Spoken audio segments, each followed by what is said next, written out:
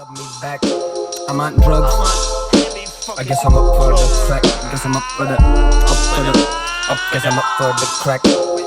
While I was asleep last night, you hopped in my head. Getting rid of all the monsters underneath my bed. After every night I thought of you, I realised how you make kids sleep. Alright everybody, what is the crack? It is Dylan from Mabfield here, and I'm joined by Nick. How's it going, everyone? So we're back with the episode. No guests this week, just us. Decided to switch it up a bit and go back to what we were doing before because I don't know, I feel like that's what we did at the start of the podcast, and having guests is great and we love doing that and we want to have more on, but we just talked about it and we wanted to get back to what we were doing. Yeah, it's been a minute since we've had just this kind of like 1v1 thing. When was it? Like Javar's listening party we talked about in Kneecap. It's over a month ago. We've had a really great group of guests. We've had Daniel August, we've had Seabackle, we've had God Knows, we've had Rebel Phoenix, you know, real plethora of different guests. So it's been great, but again, we want to just switch it up and keep it fresh. So we're going to go back to talking about tracks as well. At the start, we got so many sent through, and this week we've got some great ones lined up. Yeah, definitely. I mean, first of all, we get a lot through email, we get a lot through Instagram. So what we were talking about before is we've got this new GIF. For those who haven't seen it, it's like the door from Mabfield, and yeah, anybody watching on YouTube, you can see it in the background there. Shout out my sister for getting a big poster. It's sick. But yeah, so we got this new GIF made by Sean Brendog. Anybody's looking at any 3D art on Instagram or otherwise, hit this guy up. He's an absolute wizard. But yeah, I digress. We basically, if you go into your story, share the song on SoundCloud or on Spotify and tag us in it with the door GIF. If you just literally search Mabfield into Instagram, when you're searching for different stickers and stuff like that, it comes up. Yeah. So it's pretty sick, and it's a great way for us to be able to find the music easily, or otherwise email us at mabfieldsubmissions.com. It's a good way of promoting your socials as well, because then we can just share it through our story. Exactly. So on. So yeah, it's just something different we're trying to do. But yeah, let's get into the tracks. What's the first one you were thinking of? The first one was Misery by Sully and T-Dot. Yeah. Which I really liked. I thought it was smooth. Like, it has a very kind of like dreamy pop vibe to some extent. I thought like the beat switch up was nice as well. Could have maybe come a little bit earlier in the song, but that's just a very minor gripe. Like not even a gripe as such. Just yeah, I mean, for me, like I kind of echo the same sentiments where it started off well and the beat switch is nice, but I just feel it could have came like a couple minutes earlier because it was like 5 or 6 minutes long, nearly the song. It's pretty long, and it feels like a different song almost in the second part of the beat switch, which is good. But if it had came earlier, you know, you'd be saying almost, you know, this is quite an experimental song almost, because the structure was a bit weird to it. But if it had been shortened a bit and that brought that in, it would have been better. I mean, the bars weren't bad from T-Dot. Like, yeah, I like the bars. I thought they went well with Sully's vocals as well. Like, yeah, it was a nice like back and forth. Yeah, some sort of chemistry between them. Because it's a good, like you said, it's professionally made, you know, the mixing's good, the production's good. It just didn't feel right timing wise. I mean, that would be the main thing, because we talked a lot about it before this, trying to decipher what we thought about it, because we keep going back and forth. But the main thing we sort of said was just the length of the tune, really. Yeah, that was it. Yeah, because initially I didn't like it as much, and the more we played it, I was like, you know what, I'm a bit too harsh for this. It is actually a decent tune. Yeah, it's not even that it's long. Like, it's not even that it's long. It's just that beat switch could have come in like just a wee bit earlier. Yeah, still wrapped it up sweet, but I still think it's a tight song. Yeah. So shout out Silly, shout out T-Dot. The song is Misery. We'll put a link in the description to that. The next one we didn't really have any qualms about, from Scripta. Like, he's someone that we had been talking about before. We had his song Divided by Knowledge on the intro to one of the earlier podcasts, and this song Secure the Bag is a certified toe tapper. Like, yeah, it's hard. I mean, I'm a sucker for any good 808 and running hi-hats. Like, so as soon as I heard that first 808, I was hooked. But Scripta's like bars as well, and his cadence and delivery just work really well with the song. Like, yeah, the cadence for me is like the main thing that sort of shines through. How he like doesn't change his accent whatsoever, and it's something really different. The really thick Irish brogue that's coming through on that over a drill beat, which is pretty unheard of, really, because a lot of the drillers that are about in Ireland at the moment don't have the strongest Irish accents. And it's like really cool to hear, and it's something a bit different. The only qualm I would have, which is like, again, I'm like a minor gripe, is that the hook isn't that like great. It's not that infectious, but I mean the bars are hard, and Yeah. like it's a kind of thing you kind of do in a stanky face when you're listening to it. To some of them, the beat Yeah, you've is got that fucking head bob hard as to it, well. like- Yeah. But yeah, great song. Someone that we're keeping tabs on. Really enjoy his music. Shout out Scripta. Yeah. And the next song I think I want to chat a wee bit about is "Save the Bees" Okay. by Sourfruit. Mhm. Like, man, I love that song. Like, it's just it's got such a warm vibe to it. Like, it just feels like you're walking on a cloud or Yeah. something. Like, it's very just, feels They, like a they've hug. definitely got their own like distinctive sort of indie rap sound. Yeah.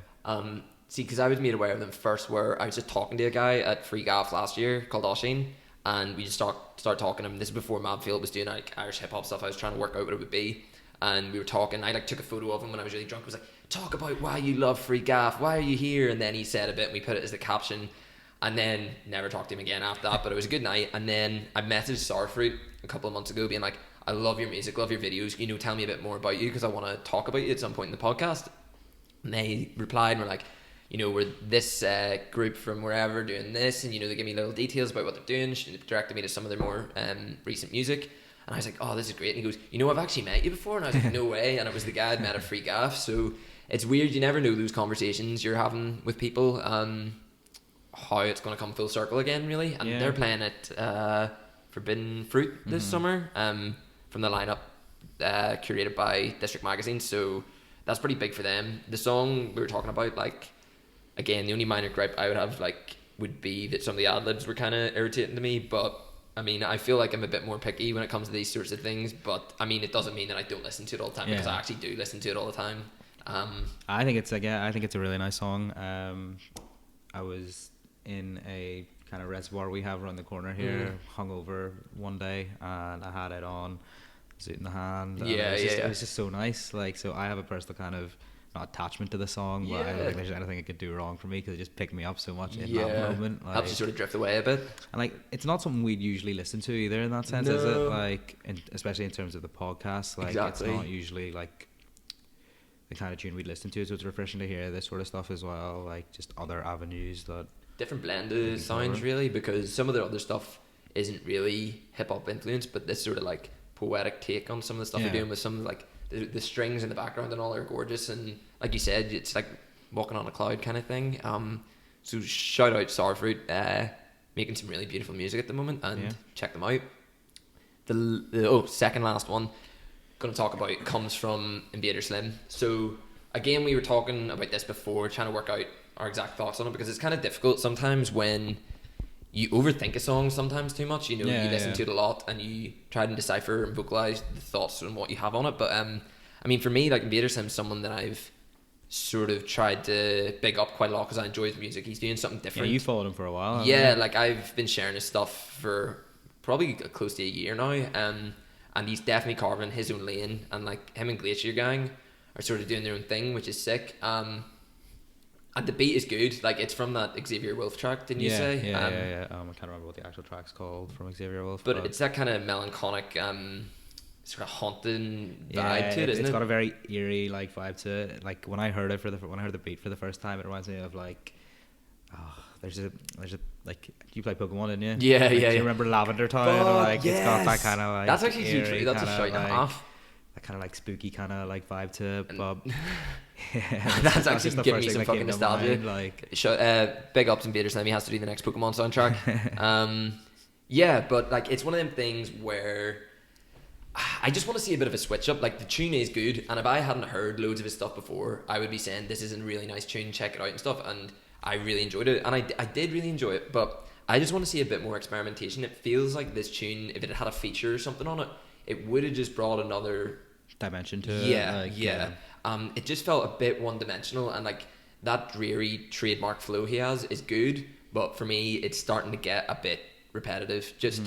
But on a personal point of view, that's the only gripe I would have. But I mean, I'm excited to see what he has coming up, and I've seen he's been doing some more shows and stuff, so yeah, I mean, let's see what happens with his music. Yeah, I mean, he's not really somebody that I listen to. That side is not something that I really listen to, so it's been, you know, for me, it's still a nice way to like get into it. And I'm still not really too, don't want to say critical, but not too, like, 'cause I'm still just baby steps into that side of thing. But I liked it, and I can see why, why a lot of people do like it as well. Yeah, definitely. Because even like in the north, there's not like a huge hip hop scene, but one that seems to be picking up quite quickly is that sort of emo rap scene. You were mentioning, like you've been talking to some guys about that. I've been talking to Gloom, shout out Gloom. Yeah, he's producer. Based in Belfast. Who's been doing some stuff with like Nick Can't Sleep, all that sort of stuff, and. Yeah, from chatting to him, it's again a genre or sub-genre, shall we say, that I'm not really too similar versed on, but it's like, it's doing its thing, and it is starting to pick up numbers for sure. It's one of the things that, like, my brother would maybe be more acquainted with it, and I kind of want to get into it, and, like, I mean, for me, it's not the same shit as Lil Peep or anything. It's more like Suicide Boys would be the comparison I would make between Slim, but all these other people, I need to get into these different sounds a wee bit more, just so I can have a better take on it, because I don't want to talk with any authority on this kind of stuff, because I'm not, super into it. But maybe it's something we'll pay a bit more attention to, just so, because it's starting to grow. And if you have any tunes, send them our way. For sure. Like, definitely. So we can get a bit more well versed on it. 100%. Or even just send us suggestions of people to listen to, so that we can open our minds to that kind of thing. So the next one and the last tune we're going to talk about in depth comes from a Mabfield favourite. Two Mabfield favourites, Nilo and God Knows, and then Interspace are on the instrumentals. What did you think? Man, I love Nilo. Like, I've been listening to a lot of his stuff recently, from like October Year, Just My Luck, and now this. But yeah, I think like Questions it's called, I've been doing this thing recently where I play Just My Luck to a lot of people that don't know like much about Nilo, and they don't know about Irish rap in general, and the chorus for that tune like just catches people every single time. Like, it has them just like, wow, what is this? Like, where can I find out more? And Questions kind of has that similar sort of like, I don't know, there's just something about Nilo, like his bars are always tight, and like he can switch it up from rapping to a bit more like melodic singing to it. Definitely. Like, I think it's just more the same on this track as well. Even said to me, like, he's still trying to find his sound, but I feel like he has a sound. Like, it's a very like jazzy instrumentals with I don't know, that thick Irish bro coming over the top talking about like normal everyday things that's resonating with people. Like you were saying about Just My Luck, he's talking about how like skull and pints and shit. Guinness Hot House in Carlsberg, they're my personal favourites. Like. Exactly, and like I think that's what's so great about him, is just like the way that people connect with the music so instantly. I really think that too. I mean, we were just sitting in the car the other night, me, you and our friend Varn, and we were introducing Varn to Nilo's music as well, and he was like, this is so tight, it's just so easy to listen to. It's very, very relatable, especially if you are just like young, living in Ireland. Like, it's easy to relate to. Because even the song Questions, he's saying about, basically questioning what's happening next. Is this a good place for his new child coming? Is this a good place for a child to grow up? All those looming anxieties you have about life, and it is super relatable, because that's for me what I look for most of music. And like, I always think that stuff that isn't directly relatable to you, like, I haven't had the same experiences as him, but lyrics like that still relate, and it's not something easy to do, but like sonically he's managing to do it. And even the bit in the song where he says only God knows, and then God knows comes in, it's just a nice wee play on words. I mean, I really no gripes with it whatsoever. Like, I love any of those stuff. Like, where's he playing in the summer as well? Longitude. Longitude. I saw that. He's got a couple other ones, but that's a big one. Like, so, that's a very big one. Shout out Nilo. Shout out all these guys we put through. So it's Sully and T-Dot with Misery, Scripta Secure the Bag, Sourfruit Save the Bees, and Invader Slim Cold Front, and then Nilo and God Knows and Interspace. Links to all of these will be in the description as always. Yeah, so I mean, it felt good to come back and just talk about some tracks again for the first time in a while. Something I haven't done properly in depth for a while, but those are some of the ones that really popped up to us, and we really wanted to talk about them. I mean, there's some other ones I could shout out. There's Pay Fox came with Full of Lies. Dior North came with a fucking mental video for video is so good. It's so N-word mad. Like just me, the white guy, feeling uncomfortable in this moment trying to say that, but yeah. You should just we should edit it out. Not that you actually say it, but they just have one of those like Charlie Slothorns playing. Playing over the top of it. But yeah, he's someone that I'm actually kind of friendly with now, and we've been chatting a bit, and he was sort of telling me he's got this EP coming out called microdose, and it's gonna be trippy and stuff. And I was like, oh yeah. And then he released this video, and it was premiered on District, and I was just like, holy fuck, like it's so intense, like rave influenced video and music, like fucking check that out. But yeah, so it's been great to just sort of talk about some tunes, get back into the swing of things, and yeah, just sort of talk about where like the music we're listening to and how we're finding it. I mean, where do you find your music generally? With Irish music we're talking about here? Your Spotify. My Spotify. But like you go dig in I other mean, places like all the yeah. time. There's obviously stuff like Airwaves and that. Airwaves would probably be my main go-to for. It's the easiest like, way, I would say. Yeah, definitely. Because they're sort of, yeah, for anyone that doesn't know, it's like, I'm sure anybody that's listening to this is aware of Airwaves. It's like a playlist that's got all Irish music in it, basically. They update it all the time, and it's just an easy way. You can go into this playlist, put it on shuffle, and if something catches your ear, you know it's Irish. Yeah. So like, I've even came across, who was it I came across? Ballyboys or something recently in it, and that was sick. So I've started listening to them a bit. But there's all these different platforms, and it's becoming easier and easier to find all this stuff. I mean, we have other podcasts like Sold Out that are brilliant for just interviews and things like that. You've got Slight Motif, who's like a magazine that covers urban culture. You've got District, who, you know, mainly cover hip hop, but a lot of other different types of music. And I mean, for Ireland to grow, like we've been talking about needing to emulate what other places are doing, but putting our own spin on it. And I think something like Dear Fact TV is that. We were saying that, like, Dear Fact for me kind of like represents the almost like the southern version of something like Link Up TV or Grime Daily or something like that. Well produced videos that are just constantly being churned out and are getting views as well. Exactly. And like that's works for those kind of platforms, and I can't see it not working for Dear Fact either. Yeah. Like just with the amount of talent that's getting put on there. And yeah. It's I think it is important to look to where other places are doing things, but to do it their own way. And that's something that a lot of people have been mentioning, is like we need to do it the Irish way and sort of not get lost and, you know, try to copy too much. But I think looking at proven platforms and sort of emulating the good parts about it, because like Dear Fact, I think like when people are submitting videos for them, they're not going to put up any shit stuff like we've talked a lot about before, where people need to maybe up their game with music videos, but you're starting to see people submitting really high quality music videos.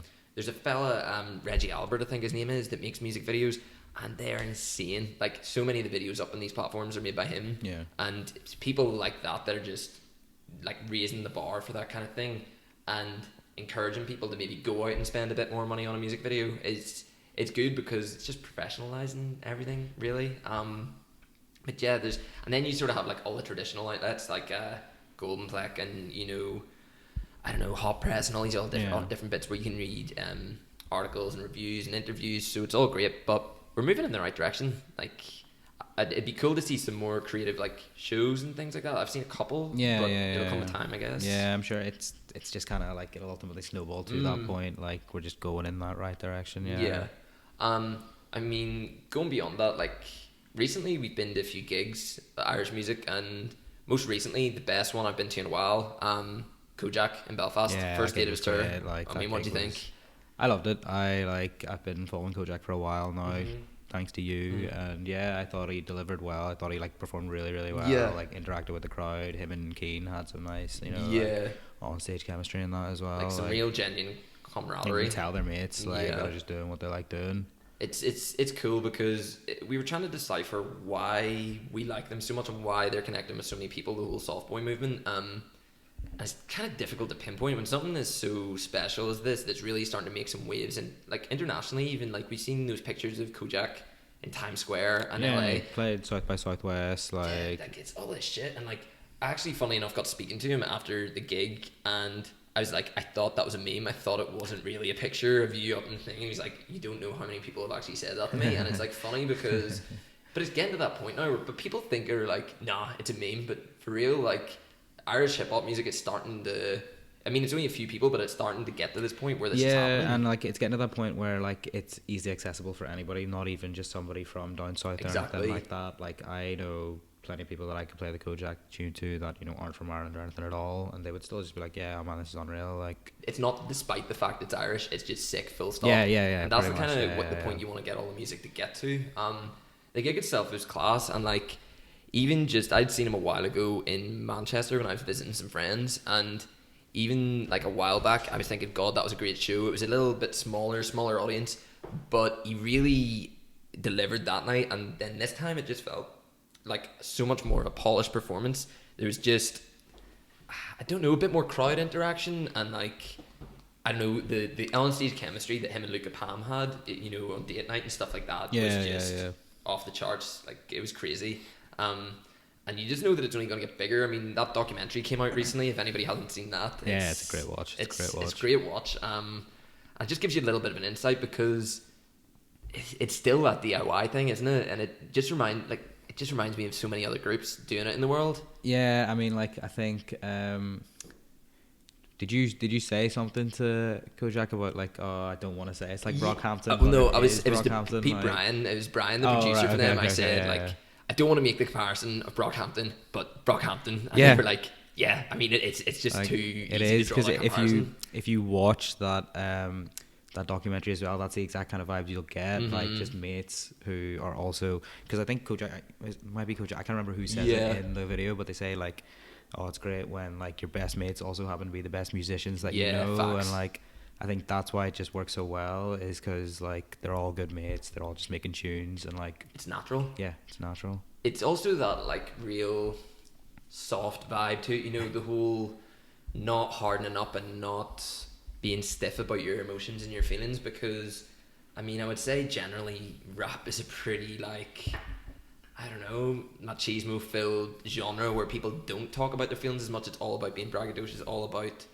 flexing on people, all about, you know, being the hard man, basically. And it's more and more you're starting to get people being a bit more introspective and being more open with their feelings, and it's refreshing because it's so close to home. You know, there's people in Ireland doing this. Well, it's a lot more relatable as well. I think, like, just sort of opening up, and, like, I think there's a bit where he says, like, yeah, you know, we're Softboy, not Hardboy Records, because we just get laughed at. Like, yeah, exactly. That's just true. Not being like, you're not, kind of thing. Just embracing who you are. Again, that's kind of like why I see the Brockhampton comparisons. It's because, like, that's what they're all about as well. It's just, like, embracing the artist that you are, singing what you want to sing about, and not really, like, conforming to any like norms in hip hop, so to speak.